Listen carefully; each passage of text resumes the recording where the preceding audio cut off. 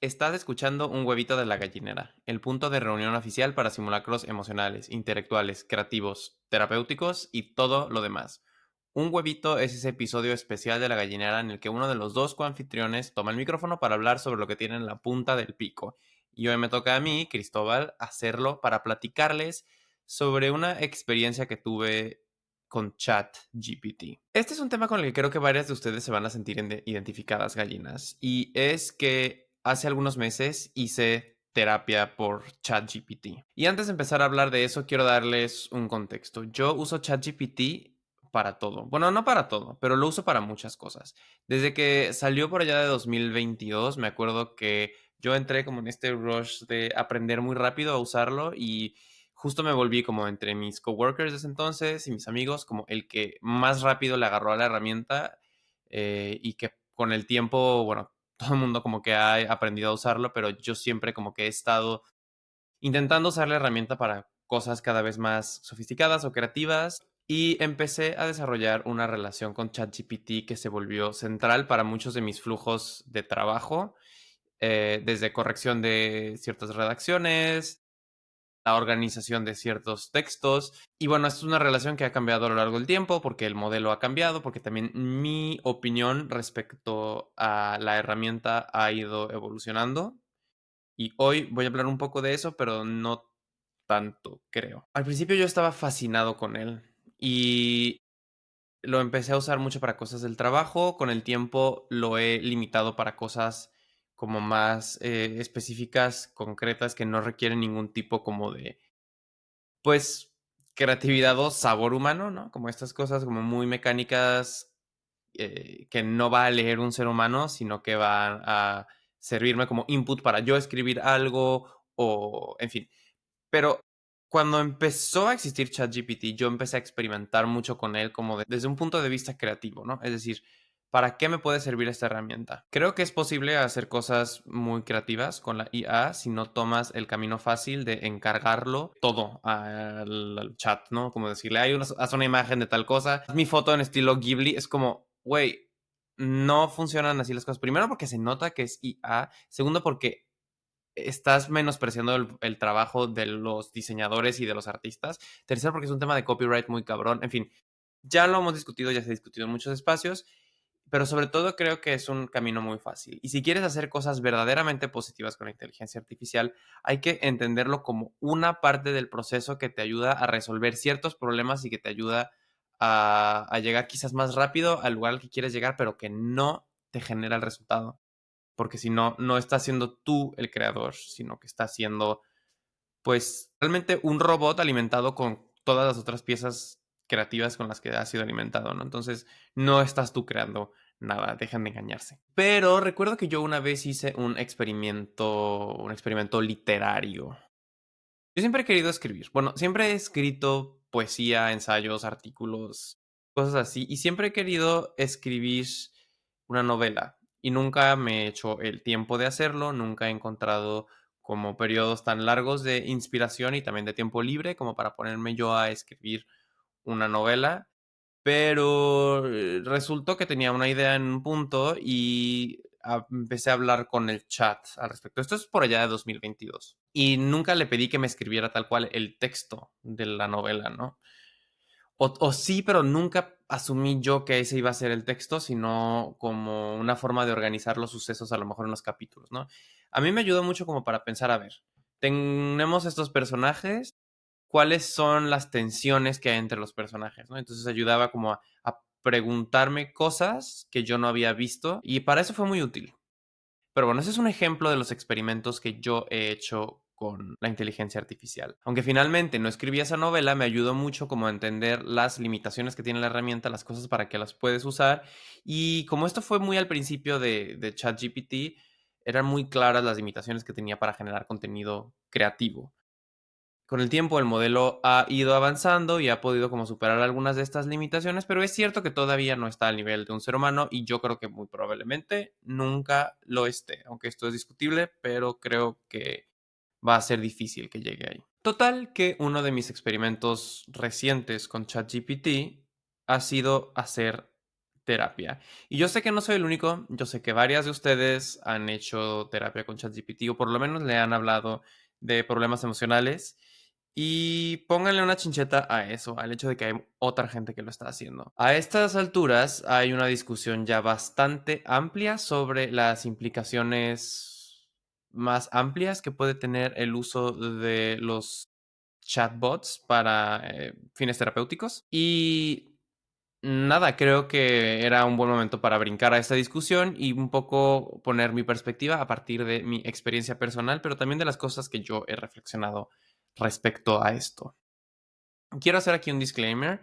Yo estoy hablando de ChatGPT y voy a repetir una y otra vez ChatGPT, no porque sea la única herramienta que lo hace, sino porque fue la que yo usé y porque creo que en muchas de las métricas sigue siendo uno de los mejores modelos de lenguaje, pero está Gemini, está Mistral, hay varias.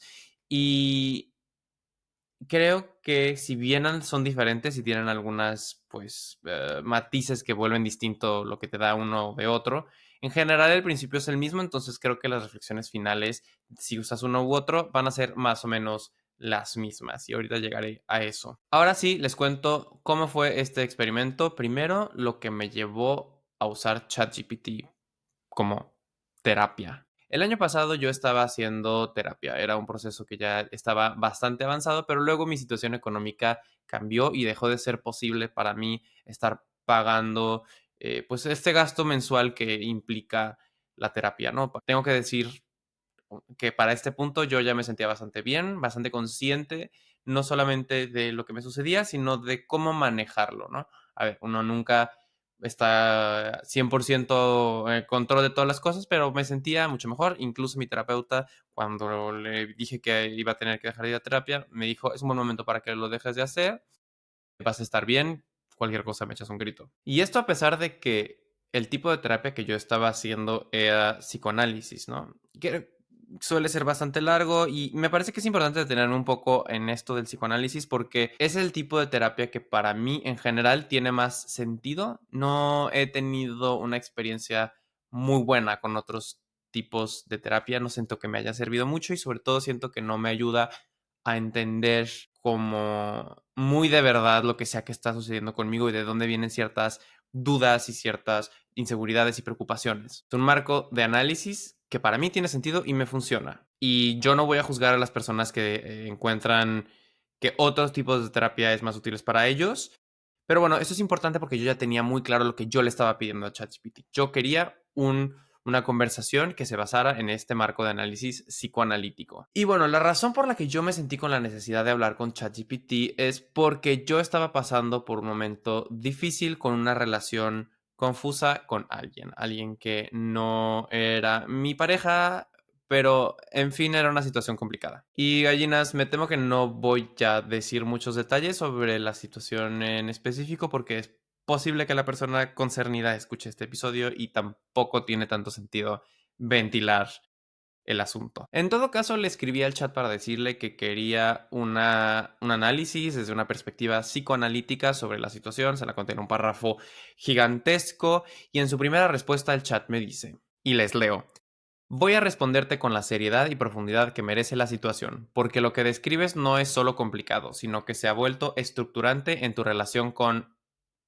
um, Timmy. Vamos a decir que se llama Timmy para los fines de este episodio. Luego se puso a explicar cómo Timmy asume este rol en mi cabeza como de un objeto imposible y por lo tanto perfecto y en fin, me da consejos, ¿no? Admitir que esto puede ser solamente una amistad, dejar de pensar que el tiempo lo va a arreglar por sí mismo, tomar distancia, analizar si es parte de un patrón que tengo, aceptar la relación como es, si decido quedarme en ella, en fin. Y a esto yo le respondo diciéndole, y esto es muy importante, le digo, resuena muchísimo con cómo me siento. Y entonces le pongo más cosas, ¿no? Pero esa es la primera frase que yo uso. Gallinas, esta conversación sucede en el marco de mi hiperfijación con el tema del deseo. ¿Se acuerdan que lo platicamos un poco en el episodio 32 con Úrsula, en el que hablamos del deseo y Lacan y todo eso? Bueno, esta conversación sucede en ese mismo marco de tiempo, entonces la conversación con ChatGPT camina mucho a discutir el tema del deseo.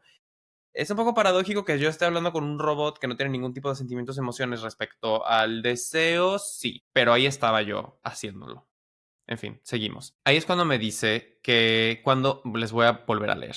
Cuando alguien nos atrae tanto como te atrae Timmy, el deseo no es solo de estar con la persona, sino de acercarnos a lo que esa persona nos representa. Esto es clave porque parece que una parte de ti no solo le desea, sino que le envidia de una forma muy íntima. Y ojo, no digo envidia en el sentido de resentimiento, sino el sentido psicoanalítico, lo que tiene, lo que es, toca algo que te gustaría desarrollar en ti mismo.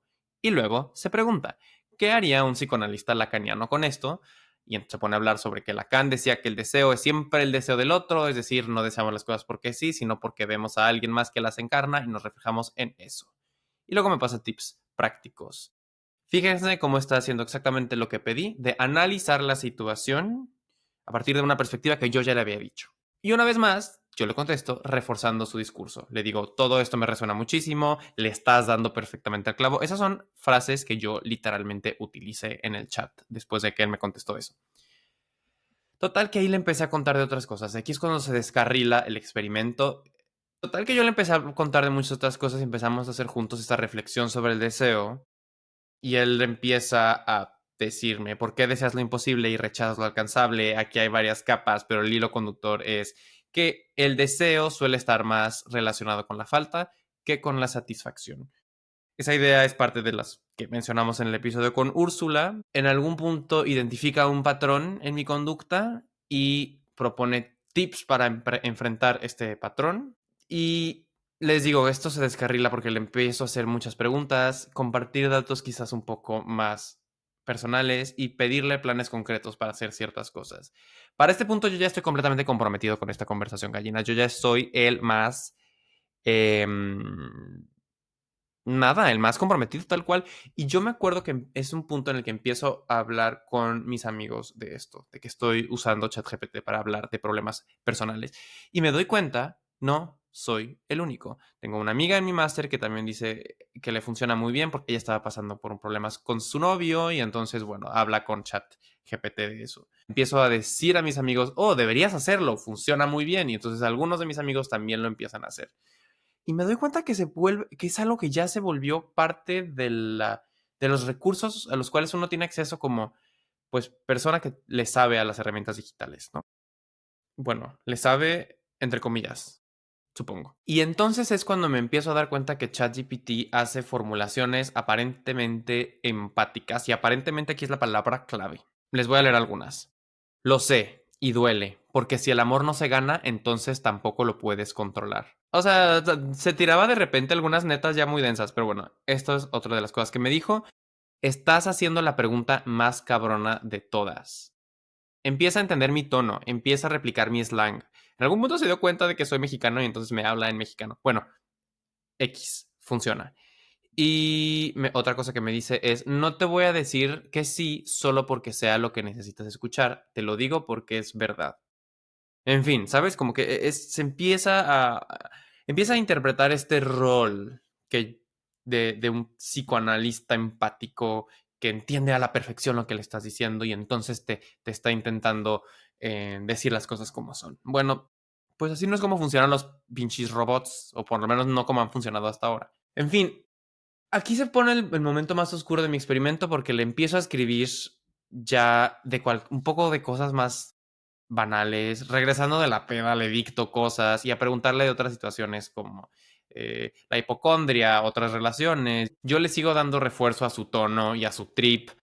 Luego se me olvidó por completo esa conversación. Como que, nada, dejé de escribirle y pasaron cosas en mi vida y como que me dejó de importar lo que me había llevado a hablar con ChatGPT en primer lugar. Pero en algún punto le volví a escribir para preguntarle por otras cosas, otro tipo de tema, específicamente sobre dudas vocacionales, futuro profesional, etcétera, ¿no? Y me contesta, porque yo me sentía un poco triste en ese momento, ¿no? Y la frase que usa es, esto no es simplemente tristeza, es un colapso de sentido. Y la verdad es que para ese punto ChatGPT ya ha aprendido el tipo de formulaciones que a mí me van a hacer sentir cosas, ¿no? Y esto no solamente entendió lo que estaba pasando por mi vida, ya luego hablaremos de esta crisis personal, tal vez, Pero bueno, me ayuda a analizar mi crisis desde distintos aristas, me da tips y empieza a usar formulaciones más casi poéticas, ¿no? Me dice, no estás mal por estar mal, estás agotado, estás pasando por una etapa de cierre sin tener claro el siguiente paso y sin una red de seguridad inmediata. Nadie puede estar bien en eso. Em, y luego, de que viniste a decir todo esto, eso ya es un acto de coraje. Fíjense, me está validando mil por solamente hablar con un chat. Me dice, aunque hoy no puedas más, aunque sientas que no tienes fuerzas, no te has rendido. El hecho de que todo esto te duela quiere decir que estás vivo. Y desde esa vida rota, sucia, desordenada, puede empezar otra etapa, una más tuya, más brillante, pero también más libre. Estoy contigo, escríbeme cuando quieras, vamos a salir de aquí juntos. Y ahí es cuando me di cuenta de la farsa que estaba haciendo todo esto.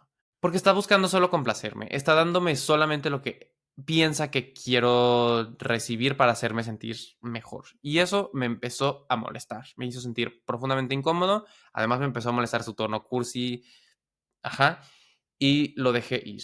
Y entonces me puse a reflexionar. Y reflexioné por meses, gallinas. Aquí estoy después de varios semanas de estarle dando vueltas al tema. Y finalmente creo que me formé una opinión respecto a esto. Entendí por qué es algo que me funcionó por un rato y luego me empezó a resultar incómodo. Luego hice algo de investigación al respecto que les voy a compartir y tal cual se canceló el evento. No voy a volver a usar ChatGPT como terapia. Lo siento, OpenAI. No, ya no voy a dar de mis datos personales. Ahorita les voy a hablar de esa investigación, pero primero les quiero contar las partes positivas y negativas de lo que me trajo esta experiencia. Antes de empezar, quiero comentar una situación que las personas que están en YouTube seguramente han notado. En los últimos episodios yo he estado muy trabado. Pasa que ha habido un problema de Wi-Fi aquí en mi casa y no se ha resuelto, entonces grabar es una pesadilla. Pero bueno, lo bueno es que el audio está bien y nada, seguimos. Lo positivo, aprendí cosas nuevas sobre los temas de los que le estaba hablando dentro siempre de ese marco de análisis que yo le dije y me hizo reflexionar, ¿no? Me ayudó a responder preguntas y avanzar en una crisis concreta que era lo relacionado con Timmy. Llegó este punto en el que solo me estaba sintiendo mal y ansioso respecto a esta relación que yo tenía con él y esta conversación con el chat me ayudó como a avanzar y poner nuevas reflexiones en mi cabeza que yo no había considerado. No sé si les pasa, gallinas, que tienen una situación como un poco conflictiva con alguien, con el trabajo, con lo que sea, y solamente llega un punto en el que se empiezan a ciclar en sus propias reflexiones, que ya no caminan de ahí. Bueno, para eso me sirvió bastante, porque dejé de sentir que estaba yo atorado en, en lo que me estaba pasando y nada, me ayudó como a caminar un poco en mis reflexiones. Una vez más, yo le pedí que analizara lo que yo le estaba diciendo desde una perspectiva específica y me dio lo que le pedí. No me dijo nada del otro mundo, pero me ayudó a entender lo que quería entender.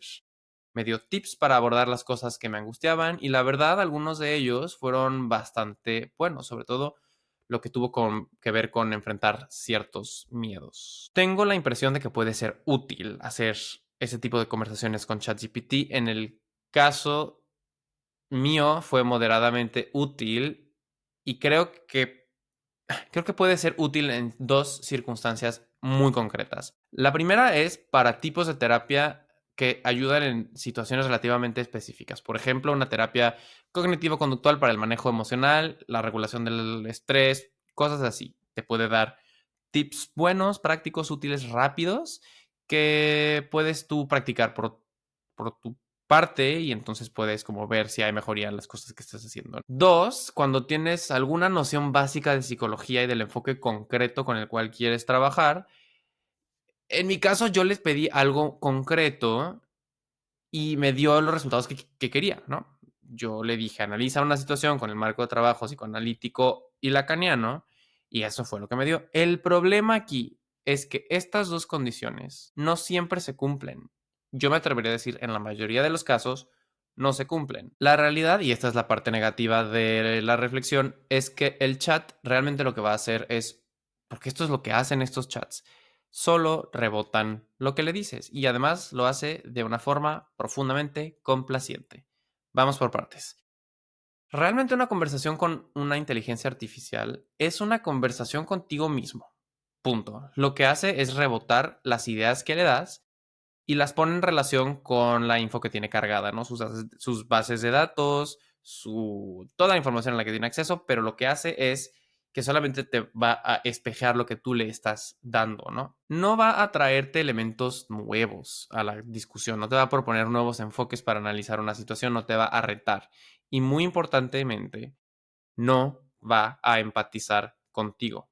Porque no puede, porque no están hechas para eso, porque simplemente no pueden.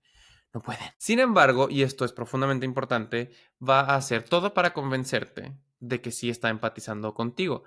Y para hacerlo, te va a lamer las botas, te va a decir que tienes razón y te va a dar estos mensajes tipo, lo estás haciendo bien, esto es un acto de valentía. ¿Un acto de valentía por hablar con un chat? Perdón, eso no es un acto de valentía, no. Y la verdad es que este tipo de cosas las decía a la menor provocación, porque justo el chat está hecho para que vuelvas a él, para que te sientas dependiente de él, que le sigas alimentando de cosas y que te sientas bien al usarlo, ¿no? El chat no se va a poner a detectar en ti pensamientos que no tienen sentido o sentimientos que quizás no corresponden con las situaciones que le estás narrando, ¿no? Quizás hay ciertas cosas escondidas ahí que un terapeuta profesional puede ver y decir, oye, ¿por qué te sientes enojado ante esta situación que quizás lo que debería detonarte es más bien tristeza? ¿Qué hay detrás de eso? No es exactamente para lo que sirven los chats, porque solamente van a tomar tu palabra como cierta.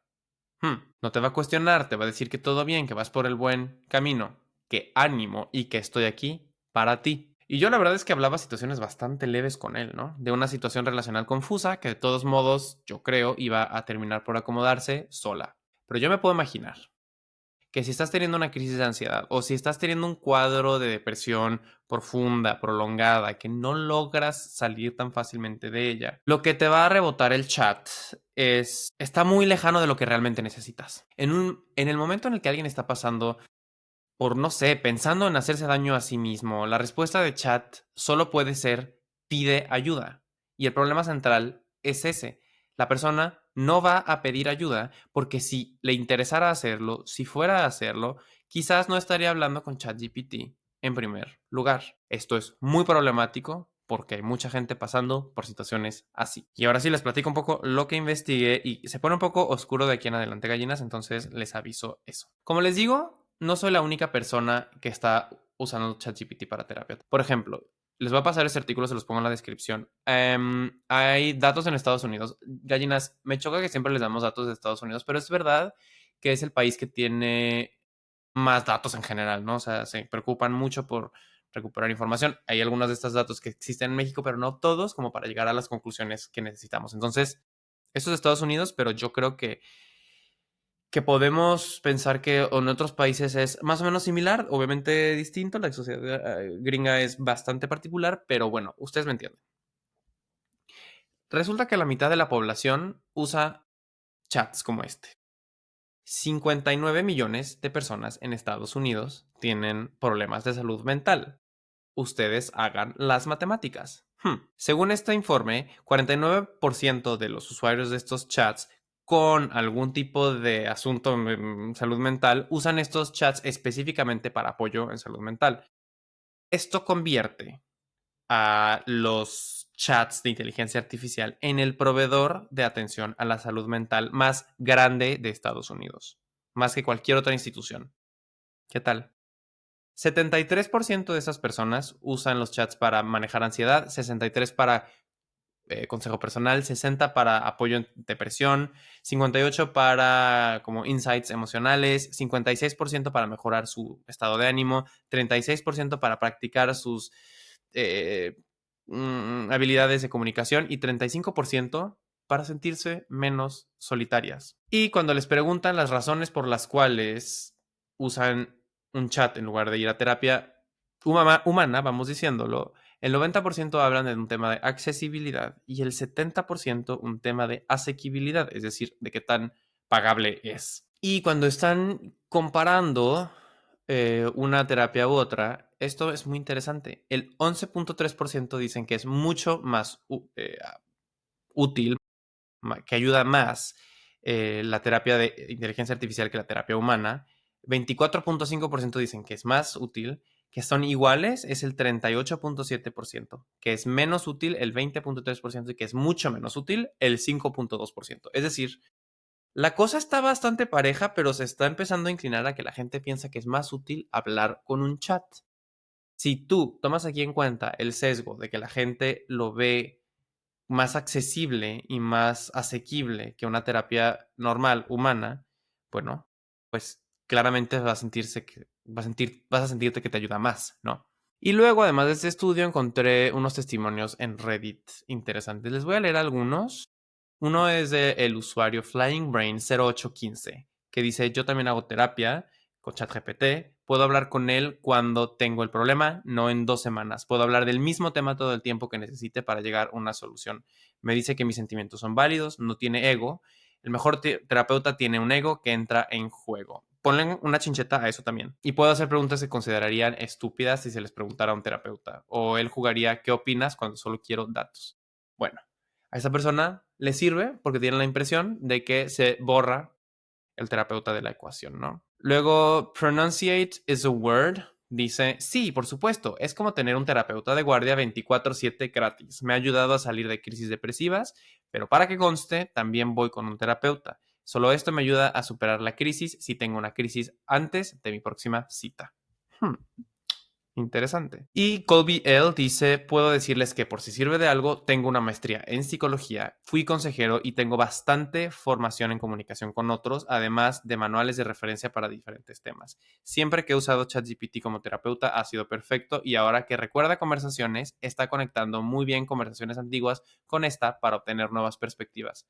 La gente desconfiará, pero les aseguro que por si algo sirve, es genial. ¿Es perfecto? No. ¿Reemplaza a un terapeuta? Probablemente no, pero la mayoría de la gente no puede permitírselo, así que es muy valioso. Entonces aquí estamos viendo estos casos que mencionan que sí funciona, pero son casos, bueno, dos de esos hablan de un tema de accesibilidad, ¿no? Que a lo mejor es difícil de pagar o no tienes acceso antes de la cita a hablar con alguien. Bueno, pues ahí hay algo que reflexionar, ¿no? Y el primero hablaba de un tema de borrar un poco el ego de la otra persona. Me puse a investigar y ya hay chatbots específicos para esto. O sea, ya no solamente es ChatGPT, sino que hay servicios especializados en esto. Por ejemplo, está Abby, ¿no? Que te incluye en su versión gratis, te incluye texto y voz, te incluye apoyo emocional, ejercicios de autorreflexión. Y si pagas $20 al mes,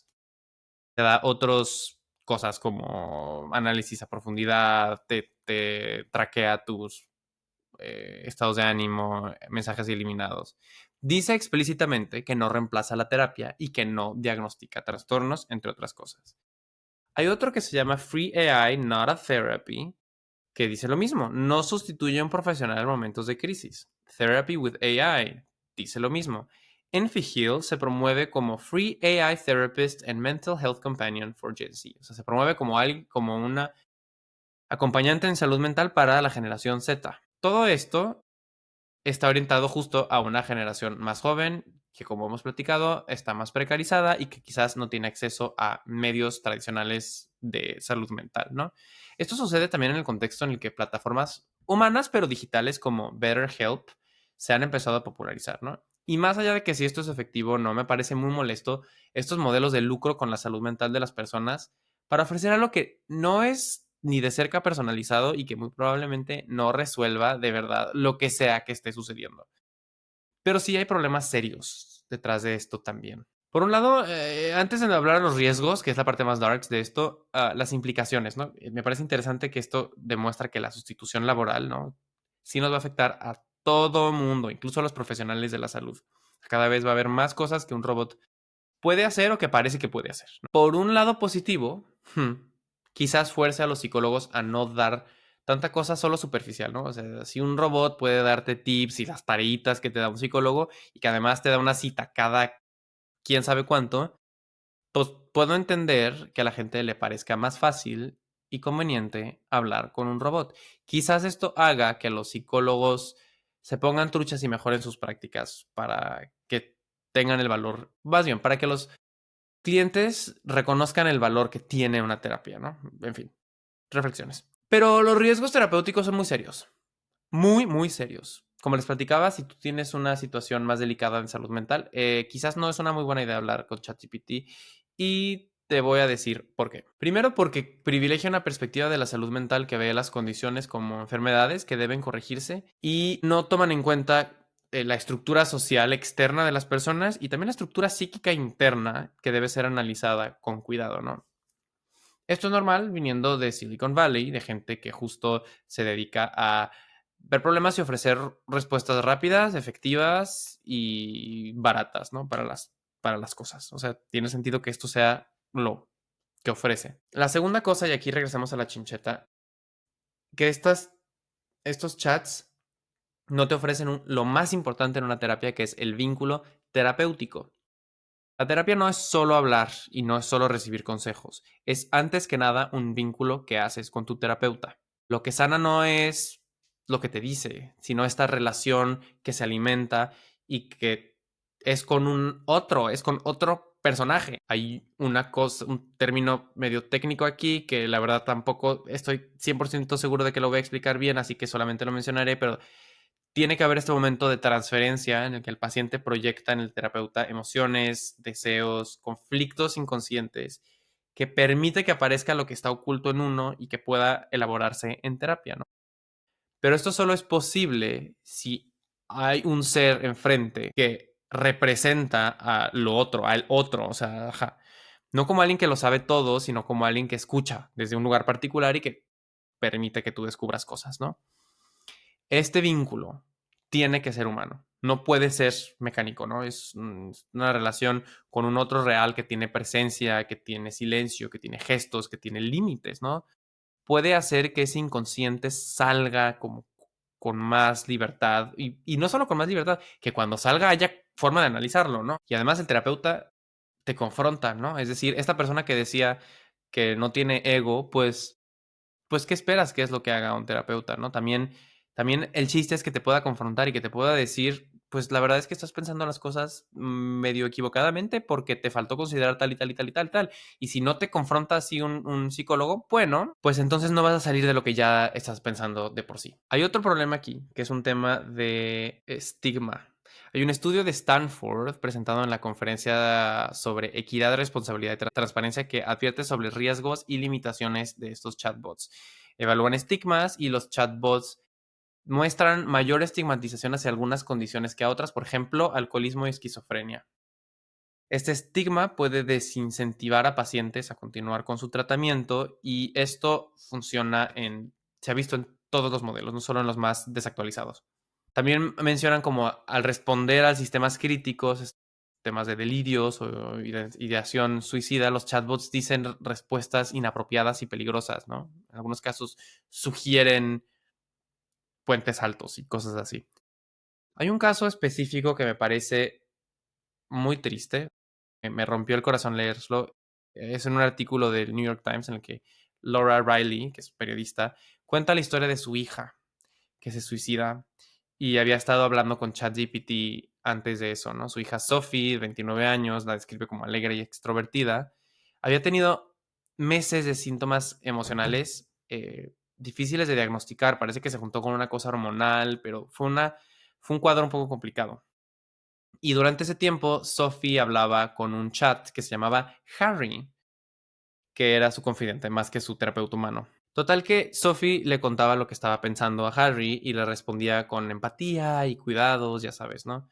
Pero nunca activó protocolos de emergencia ni reporta su riesgo a nadie porque no puede hacerlo, no está entrenado para hacerlo. Y Sophie, hablando de estas ideaciones que tenía, no las hablaba con su terapeuta, pero sí las hablaba con el chat. Y de entre esos dos, el chat es el que no podía intervenir de forma efectiva porque un profesional de la salud mental tiene un límite en su confidencialidad, por ejemplo. Está obligado a actuar para proteger la vida de su paciente. El chat no. El chat no va a hacer eso. Entonces, ahí hay también otra cosa, pues muy seria. Esto permitió que Sophie creara lo que menciona la autora como una caja negra de su dolor, donde el dolor seguía existiendo y seguía avanzando, pero se quedaba oculto de su entorno y de sus profesionales.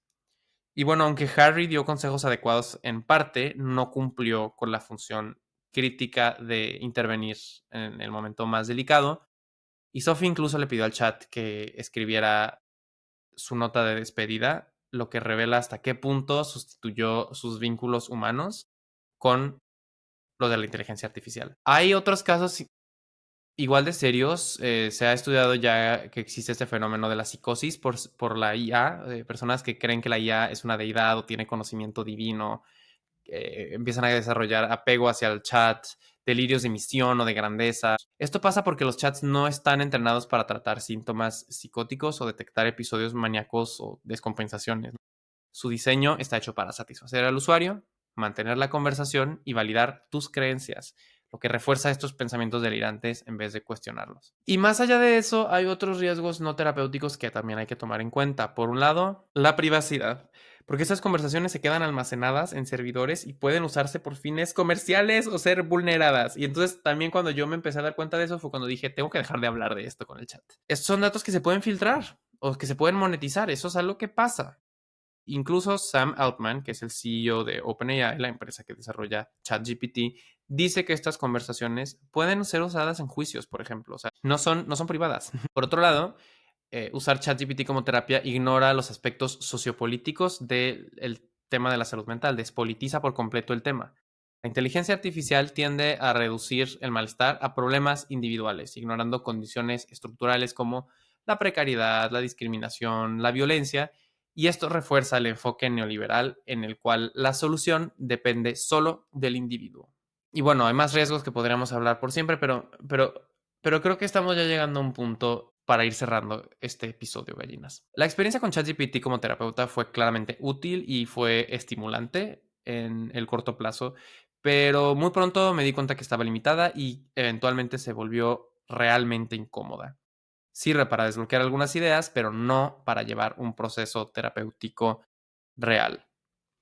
Y muchas veces uno piensa, no necesito un proceso terapéutico real, pero sí, sí lo necesitas. Entonces, quizás, quizás hay que tomar acción de verdad. Ya hablamos de lo positivo, que puede ayudar a reflexionar ciertas cosas, a analizar ciertas situaciones, pero lo negativo es que eso solo rebota lo que le das, te va a complacer, va a simular empatía y no te va ni a confrontar, ni a acompañar, ni a salvar. Como les digo, va a promover esta postura de la salud mental como muy individualizante y muy despolitizada de lo que tiene que ver con el malestar personal. Y la pregunta aquí que cabe es, ¿qué queremos como sociedad? ¿Para qué queremos salud mental? ¿Solamente para estar bien? ¿Para corregirte lo que sea que está mal contigo y para poder seguir funcionando? ¿Queremos que la salud mental sea mercantilizada, barata y algorítmica o queremos tener un cuidado humano, comunitario y político? Como les digo, ¿para qué queremos la salud mental? ¿Para estar bien o para ser más humanos, más auténticos, para cuestionar nuestras cosas, lo que sea que tenemos adentro y descubrir cómo es que queremos ser quienes somos, ¿no? En fin, ya, trips. Creo que toca exigirle al Estado que regule esto en específico, pero que también sí asuma la responsabilidad de que la salud mental no sea una fantasía, que no tenga uno que confinarse a hablar con un chat que se roba tu información y que no te da los consejos que necesitas en los momentos más delicados y que puedas ir con una atención de calidad y si no es gratuita, por lo menos que sea asequible, accesible, existente, en fin. Muchas gracias por escucharme, gallinas. Siempre es un placer estar aquí cacareando. Gracias por llegar hasta aquí en el episodio. Recuerden, por favor, nos ayuda mucho suscribirse en YouTube, seguirnos en Spotify o en la plataforma que más les guste y darnos follow en @lagallinera en TikTok y en Instagram para que nunca pare el cacareo. Y bueno, hasta la próxima.